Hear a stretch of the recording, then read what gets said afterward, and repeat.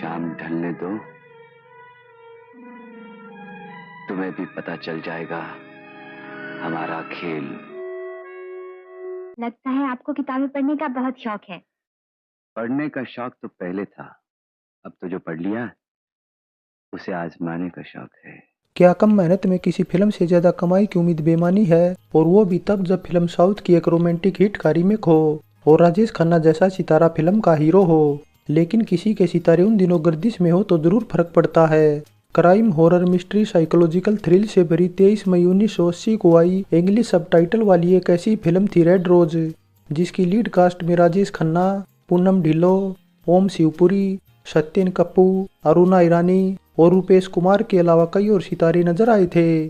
Film के निर्माता थे MP जैन और रवि कपूर, निर्देशक थे भारती राजा, संगीतकार थे राहुल देव बर्मन और गीतकार नीडा फैजल और विठल भाई पटेल के लिखे केवल 2 गीत ही रखे गए थे, जिनमें बतौर गायक आवाज दी थी राजेश खन्ना के फेवरेट किशोर कुमार और आशा भोसले ने।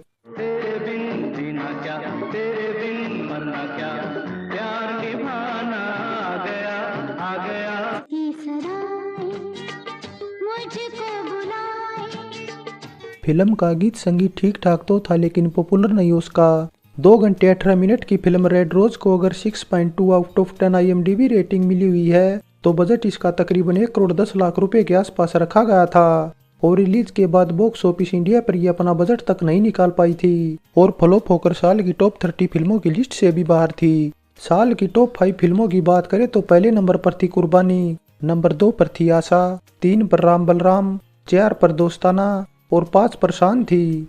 तो ये तो बात रही फिल्म रेड रोज से जुड़ी कास्ट, बजट और आंकड़ों की। अब बात करते हैं इससे जुड़े नॉन फैक्ट्स की। Fact 1, red rose Kamal Haasan और श्रीदेवी की साल 1978 में आई सिंगापुर और जाकल का हिंदी रीमेक थी, और राइटर डायरेक्टर भारती राजा और सिनेमेटोग्राफर PS निवासी ऐसे थे जो दोनों फिल्मों से जुड़े थे। लेकिन जब फिल्म रेड रोज बनाने की प्लानिंग हुई तो निर्माताओं की पहली पसंद संजीव कुमार थे। उन्हें फिल्म ऑफर भी की गई थी, लेकिन एंटी रोने से उन्होंने करने से मना कर दिया, जिसके बाद राजेश खन्ना इसके साउथ वर्जन की सफलता को देखते हुए इसे तुरंत करने को तैयार हो गए।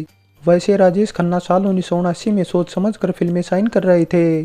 कुछ हद तक वे अपने करियर को वापस पटरी पर भी ले आए थे, लेकिन रेड रोज को साइन करते टाइम वे जल्दबाजी दिखा गए।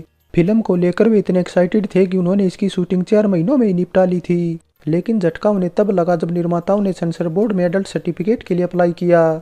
लेकिन बावजूद इसके बोर्ड इसे पूरी तरह बैन करने के मूड में था। हालांकि बैन को लेकर बोर्ड उन्हें कोई ठोस कारण तो नहीं बता पाया, लेकिन महिलाओं को कुछ ज्यादा ही अपमानित करने वाले सीन को लेकर उसे सबसे ज्यादा आपत्ति थी। लेकिन इन सब के उलट एक बात यह भी थी कि इसके ओरिजिनल साउथ वर्जन को तमिल तेलुगु में बिना किसी रोक टोक के रिलीज किया गया था, और हिंदी वर्जन को लेकर क्या परेशानी थी जैसी दलीलों को सेंसर बोर्ड ने खारिज कर दिया, जिसके बाद निर्माताओं ने इसे पूर्व प्रधानमंत्री पंडित जवाहरलाल नेहरू के नाम पर पास कराने का प्लान बनाया। क्योंकि दरअसल नेहरू जिस तरह अपने कोट की जेब में गुलाब का फूल रखते थे, ठीक उसी तरह राजेश खन्ना भी अपने कोट की जेब में गुलाब का फूल रखे हुए थे। लेकिन सेंसर बोर्ड ने उनकी ये दलील भी खारिज कर दी, जिसके बाद निर्माता इतने परेशान हुए कि मजबूरी में आकर वे प्रसारण मंत्रालय पहुंच गए, और तब कहीं जाकर 1 महीने की लेट लतीफी के बाद रेड रोज को रिलीज कराने का रास्ता साफ हो सका। फैक्ट 2, राजेश खन्ना के साथ पूनम ढिल्लो पहली बार काम कर रही थी। उस टाइम वे नई थी और केवल 1978 में आई त्रिशूल और नूरी जैसी फिल्मों के अलावा साल 1979 में आई काला पत्थर में मेहमान भूमिका ही कर पाई थी। लेकिन राजेश खन्ना जैसे सितारे के साथ काम करने का उन्हें ऐसा ही मौका नहीं मिला, और वो भी तब जब उनकी उम्र महज 16-17 साल ही थी। बात दरअसल साल 1977 में आई क्रम फिल्म की शूटिंग के दौरान की है, जब सैकड़ों की भीड़ में खड़ी पूनम को राजेश खन्ना ने अपने पास बुलाया था और उनकी खूबसूरत आंखों की जमकर तारीफ की थी। फिल्म रेड रोज भी काफी हद तक पूनम को राजेश खन्ना की सिफारिश पर ही मिली थी। फिल्म के साउथ वर्जन में जो रोल श्रीदेवी ने किया था वही पूनम को रेड रोज में करना था, और पूनम न मिलती तो हो सकता था कि निर्माता डायरेक्टर भारती राज की सिफारिश पर श्रीदेवी को भी साइन कर लेते। पूनम और श्रीदेवी हम उम्र थी और दोनों ही राजेश खन्ना से तकरीबन 20 साल छोटी थी। श्रीदेवी अदाकारी में काफी हद तक मैच्योर हो चुकी थी, लेकिन पूनम राजेश खन्ना के साथ शॉट देते टाइम अक्सर घबरा जाती थी, जिसके बाद राजेश खन्ना ने उनकी सबसे ज्यादा मदद की थी, जो उनके साथ ज्यादातर सीन में शामिल थे। फैक्ट 3, वैसे तो कमल हासन फिल्म के मुहूर्त शॉट में शामिल हुए थे, लेकिन उनकी फिल्म का हिंदी रीमेक बनाने से न केवल वे डायरेक्टर भारती राजा से नाराज थे, बल्कि रिलीज के बाद फिल्म रेड रोज की खूब जमकर बुराई भी कर रहे थे, और फ्लॉप होने के बाद तो उन्होंने इतना तक बोल दिया कि रेड रोज ओरिजिनल वर्जन के आसपास भी नहीं थी। लेकिन कमल हासन के उलट राजेश खन्ना के चाहने वालों का ऐसा मानना था कि फिल्म रेड रोज बेशक फ्लॉप थी, लेकिन अदाकारी कमल की बजाय राजेश खन्ना की A1 थी। राजेश खन्ना ने इससे पहले एंटी रोल भी किए थे तो रोमांस का बादशाह तो उन्हें बोला ही जाता था, लेकिन एक अडल्ट हॉरर जनर वाली फिल्म में काम करना उनके लिए नया था। फैक्ट 4, फिल्म किसी तरह रिलीज तो हो गई, लेकिन कुछ लोग इसे पूरी तरह बैन करने की मांग उठाने लगे थे, क्योंकि एक तो फिल्म काफी बोल्ड थी और ऊपर से राजेश खन्ना इसमें एक रेपिस्ट के किरदार में थे, जिस वजह से फैमिली ऑडियंस भी राजेश खन्ना से पूरी तरह कन्नी काट चुकी थी। एक टाइम था जब रोमांस के बादशाह राजेश खन्ना पर सभी तरह की ऑडियंस को प्यार लुटाती थी, लेकिन रेड रोज को लेकर उन्हें इतनी बेइज्जती झेलनी पड़ेगी इसका उन्हें अंदाजा नहीं था। बस इसी वजह से राजेश खन्ना ने फैसला किया कि इसके बाद वे केवल साफ सुथरी फिल्मों में ही काम करेंगे, जिन्हें फैमिली ऑडियंस भी एंजॉय कर सके। आप जरूर देंगे ना? जी।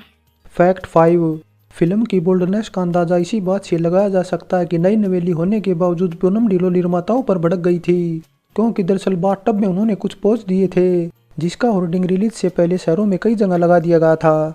फैक्ट 6, वैसे तो फिल्म में केवल 2 गीत ही थे, लेकिन बजाय गीतों के पंचमदा ने इसके बैकग्राउंड संगीत पर ज्यादा मेहनत की थी। उन्होंने बोसा नोवा की शैली में नेट पिंटो और उसाउथप की आवाजों को न केवल जबरदस्त तरीके से इस्तेमाल किया, बल्कि संगीत का कुछ भाग सन 1973 में आई Hollywood film the thief who came to dinner से भी उठाया था। लेकिन इसके बाद इस संगीत का इस्तेमाल सन 82 में आई फिल्म तीसरी आंख, सन 83 में आई कयामत, 84 में आई झूठा सच और 89 में आई कहाँ है कानून के अलावा राम से भाइयों की भूतिया फिल्मों में भी किया गया था। फैक्ट 7, फिल्म रेड रोज में राजेश खन्ना का किरदार काफी कुछ सीरियल किलर रमन राघव से प्रेरित था, जिसने 1965-66 में बॉम्बे और पुणे में 50 कत्ल किए थे और 1968 में पुलिस के हत्थे चढ़ा था। रमन राघव पर इसके बाद अनुराग कश्यप ने भी नवाजुद्दीन सिद्दीकी को लेकर रमन राघव 2.0 बनाई थी, जिसे साल 2016 में रिलीज किया गया था।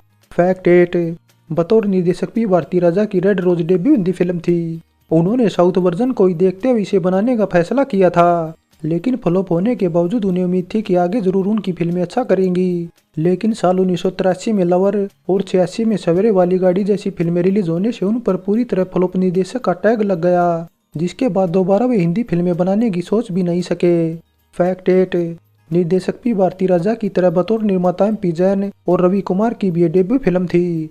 उन्हें भी उम्मीद थी कि उनकी आने वाली फिल्में जरूर अच्छी कमाई करेंगी, लेकिन वे भी फ्लॉप निर्माता बनकर रह गए और 1 साल के अंदर ही बोरिया बिस्तर समेट ले गए।